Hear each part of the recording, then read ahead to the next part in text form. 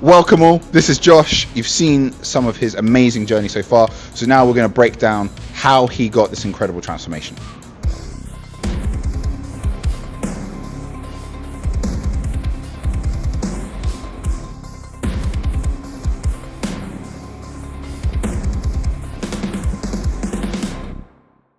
Okay, Josh here, incredible transformation, you've all seen it, but let's take things back to pre-me, a sad time. But what were you doing and how did you feel prior to training? Because you had trained before, and like, what were your limitations and stuff? I was just sort of going in, training, not really having a clue. And this was like very early doors. It wasn't that far into like starting training again that I bumped into you actually in Pure Gym. And before that, it was excessive partying and drinking and far too many extracurricular things and far too much calories. So I was a big balloon boy. So what did you try when you got into the gym when I saw you? All those many years ago, as I believe it was on a treadmill or something. No, it was on a Stairmaster possibly. You were doing a photo shoot for clients. Was I? Yeah, you were doing a photo shoot for clients, and I was in like that smaller room and bumped into you, and there was fate in that moment. But were you just doing like machine circuits, or did you do some free weights, or what were you doing? It was I was trying to remember what I used to do years and years ago. Like for about a year and a half, when I was about 17, I trained, and I was trying to remember the sort of stuff I was doing then, and it was just a few sets with like 8 to 12 reps of things, trying to fit in muscle groups, shoulders, chest, back, separate days, but it's just a bit all over the place and not very efficient and very time consuming. And then we got a plan together, and obviously you're a curvaceous boy. First month, genuinely, how did you feel? I mean, like how much did you struggle? Like, how were you feeling in that? I mean, it was so long ago, but Jesus, yeah, man, of course it was struggling. Like, it was a massive lifestyle change. So I just sort of threw myself into it, like, as hard as possible to really maximize the gains from it. Like, take the accountability of like using you as a coach, and yeah, just maximize the gains that I could get from it. In that first month, like, I could see difference happening. Obviously, day to day, you don't see it as much yourself, but people were already mentioning. But like, I was so big, it was so easy to drop weight, like water weight especially, right at the very beginning. And then obviously it slows down, and then like you take more calories away and do more, and like it just went really smoothly. But yeah, the first month was hard. So the first kind of, I guess, 6 months of us, we focused a lot on strength. We changed the diet quite a bit to try and drop a lot of fat initially quite quickly. And then I believe that's the first time we got you into the 70s, isn't it? Is that what happened? Yeah, it was like something like 6 to 8 months, and I dropped a third of my body weight, and then more after that. So we basically purely focused on dropping as much fat as possible. Got you basically looking borderline like a crack addict. Yeah, it was pretty. I'm going to keep this relatively PG, but there was a time period where I definitely looked like I was doing some seriously hard time in some bad places. And then we focused on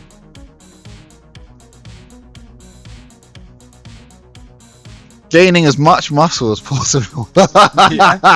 heavy, like the whole thing was based around heavy strength training as well. Like you never really like pushed long endurance and cardio and stuff like that. Obviously cardio went up and up and up as time would progress, and it did end up being like an hour each day for a short period of time.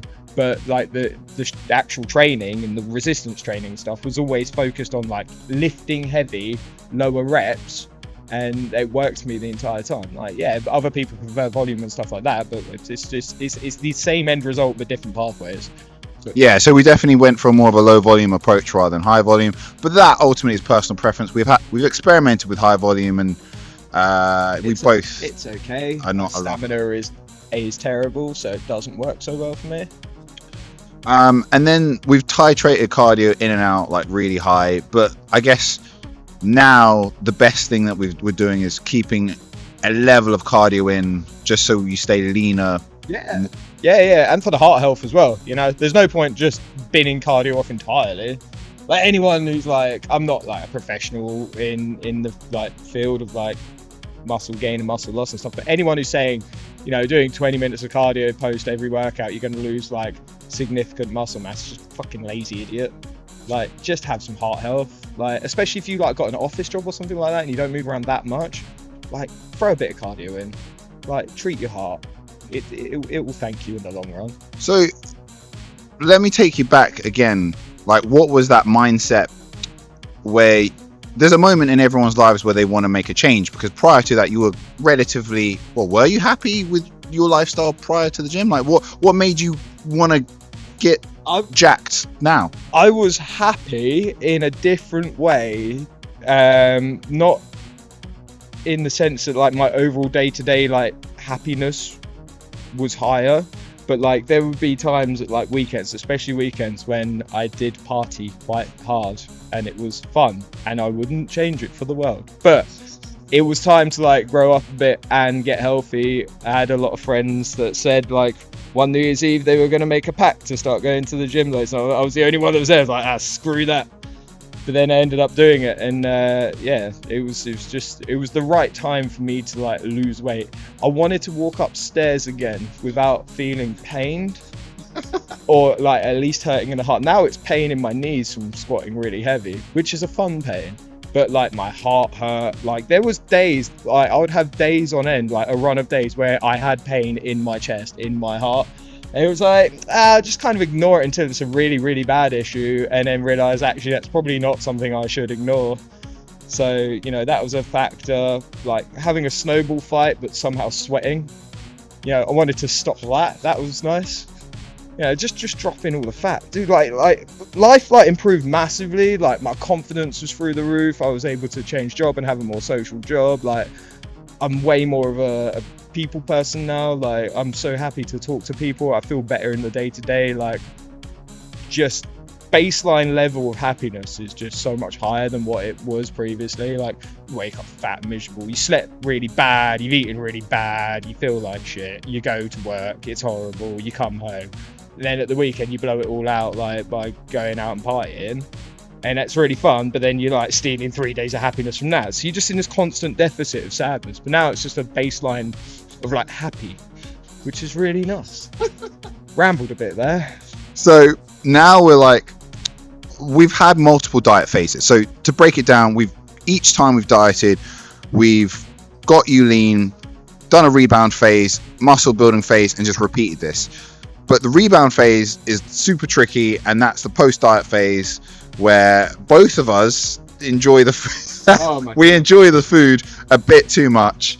So much. But this time you've been a lot more successful and you've stayed leaner for longer. What do you think has kind of helped you stay on track? I think just the experience of doing it multiple times. Like I have stayed leaner this time. Am I overly happy with it? Like I would say yes, I'm happier than I have been any other rebound, but I'm not completely satisfied with it. But that's just, again, like my own choices. The food fight is constant still for me. Like when I was huge, I can still eat like I'm huge now. Your appetite is way better than mine. My appetite is insane. Like it's very rare to be like full and not be able to like just pile more food in. And like especially from like previously being a pastry chef as well, like I'm obsessed with like the good desserts and everything. You know this, like you know it as much as I do. Like but you know, the actual rebound has gone better. I'll say this as well. I mean, forgetting about the fact that you've enjoyed the food. We've all enjoyed the food, but you've stayed active and you've kept the cardio in. So I think that's really helped a lot. Yeah, definitely. Like been strict with the cardio. Like been away a few times, but like been active when we've been away. Like me and my girlfriend, we've just been away to Scarborough with my family, and it was like 20,000 plus steps a day, sweating on the beach. It was like really good. Like a few too many beers, some would argue, but I would argue against that being true. But I think the main thing that's helped you stay and basically year on year, 100%, you get better and better. Like a really fine wine, you get better as you age. So what we're gonna say, like, how have you accomplished? You've gone from literally party boy, pastry chef to bodybuilder. Like, what's kept you motivated to keep the exercise and your eating habits for the most part still the same, like completely different from when you were years ago? Seeing the results, like, each time, from each phase, from like the diet phase into like a rebound phase, into small maintenance, and then from bulking, and then just each individual step, seeing the results from those, having the accountability of having a coach, because otherwise, like, I've got a pretty good mindset, but I think I would struggle if I didn't have you for the accountability. Like, having targets at the end of each phase as well, all those things, like, make a massive difference. Like, if I'm dieting, it's so much harder to diet if I don't have a target. Like, this year it was like going on holiday and like wanting to look good for my holiday. I did. Like, I had the target for it. It was nice. Next year, it's the same thing again. But like, I also have the target of like, when it's like a bulking period, I'm like, I want to reach this on this lift, or I want to be able to do this on this lift, like weight targets and like reps and stuff. It's slightly different, and like, you kind of just, for me, you just need to have targets to aim for, because I can't just freely be like, I'm dieting when I'm happy with my shape. Like, I can't do it. I need to be like, I need this deadline to lock it in. I'm the same. I'm completely the same. I need targets, I need goals, and I think planning out the year in phases is really important now. Like, that's what I do, that's what we do together. Yeah. Planning out, like, how long can we gain muscle for, what's your clear run of when we can actually diet, and then get the baby oil out. Yeah, exactly. Like, we're gonna go, like, it's the same as this year, like bulk, cut, maintenance, rebound, blah blah blah, lather, rinse, repeat. But the stability of knowing that I already have like my targets for the end of like December next year in my mind, and I know that come May, like before I go away on my holiday again, that like we're gonna go full, P Diddy party with the oils. We're gonna have a great time, and I'll look better because I put the work in through the year again. The photo shoot's going to be an all-white party. Yeah. Apart from you, it's my slippery coach. Wow. I did say I'll try to keep it PG, but the filters go. Yeah, so I think just the fact that having clear targets and knowing where you are in the journey, just in general for anyone that's starting, planning out and figuring out how long you're going to spend in each phase, having clear targets, tracking everything, weight, pictures, that kind of stuff, is really going to help you accomplish your goal. If you are vague and you don't know where you're going to go, you're not going to get anywhere. So that's why it's really important to lay that out. Anything else? Plan for leniency in it as well. Like, don't be a dickhead to yourself. Jesus Christ. Like, yes, I have like my plans and targets and stuff, but they are not 100% rigid, because life isn't 100% rigid. Things will change, things will alter. Like, hopefully soon, like, I may be in the process of moving house. I will have to be putting a lot of time and effort into like renovating that and doing that, which may affect gym time. We've already spoken about it. We've planned it ahead. That's what you do with a coach. Like, it gives you the time and structure to work things out, to meal prep and everything, because someone else has done it for you, like all the figuring out side of it. You just then have to find that little bit of time to execute those bits. Like, and then, if something goes wrong for a week, it's not the end of the world. It's a week, it's a couple of days, maybe 2 weeks. You get an injury, don't shut everything down, don't pile into a load of food and give up on everything. Like, be lenient with yourself whilst having a level of strictness. I think that's a really important thing, because consistency is so important, and life will throw so many curveballs, and so many people just think, I'm just not going to bother, and then it spirals, and then they get themselves in a bad position. When if you just be a bit kind to yourself and be like, right, okay, let's scale things back a bit, 2 weeks is not going to make a big difference, and then get on with it. That's a big thing. I think that's a good kind of look into your journey from where you've been to where you are now. Anything else you want to add? No, I think that's pretty much it, man. It's just an ongoing cycle, and I love it. Like, but it's what I really enjoy in life. Like, it's what keeps me grounded and motivated.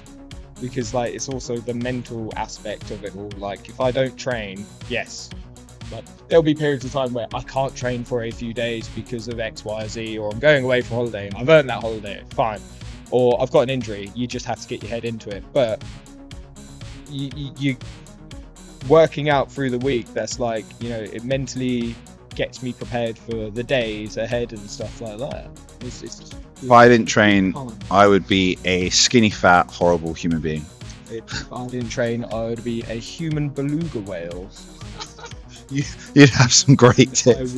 I would be illegally harpooned if I got into sea water, or live in sea life.